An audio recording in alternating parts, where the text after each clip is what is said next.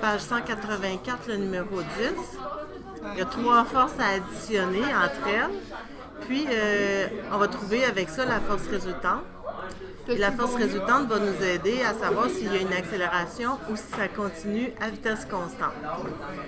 Donc, le premier vecteur ici, qui est la première force, 50 newtons à 30 degrés.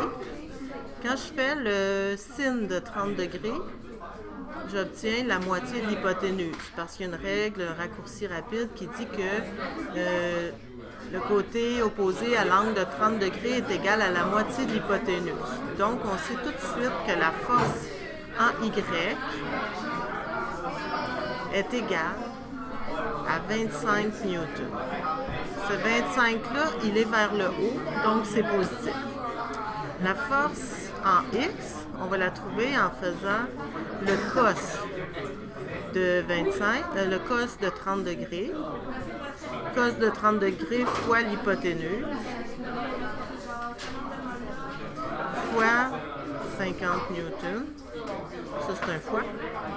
Ça me donne une force en X vers la droite, donc positive, égale à 43,3 newtons. L'autre vecteur, ben, c'est aussi la même valeur, mais on va le calculer avec un angle de 60 degrés. En X, je vais l'avoir en faisant le sin de 60 degrés, parce que 60 degrés, c'est son côté opposé qui est en X. Sin de 60 degrés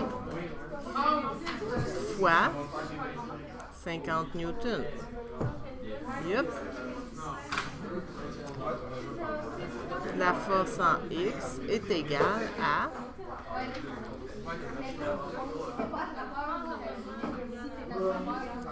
43,3 newtons, mais là, il faut que je pense à mettre un négatif parce que ma force en X, elle recule. En Y, c'est le côté opposé à l'angle de 30 degrés. Cet angle-ci, c'est un angle de 30 degrés. Son côté opposé va être égal à la moitié de l'hypoténuse. Et je vais le mettre positif. Voyons. Parce que ça va vers le haut. 25 newtons. Et le dernier vecteur, en X, il vaut 0. Puis en Y, il vaut... Hey, ça va mal, ça. Moins 50 newtons. Quand on fait la somme de toutes les forces en X, on se retrouve avec 43,3 moins 43,3 plus 0. On retrouve une force totale en X de 0. En Y, on a 25 newtons plus 25 newtons moins 50 newtons. En Y, on se retrouve avec une force totale de 0. Ce qui fait que 0 en X plus 0 en Y, ça me donne une force résultante égale à 0 newton.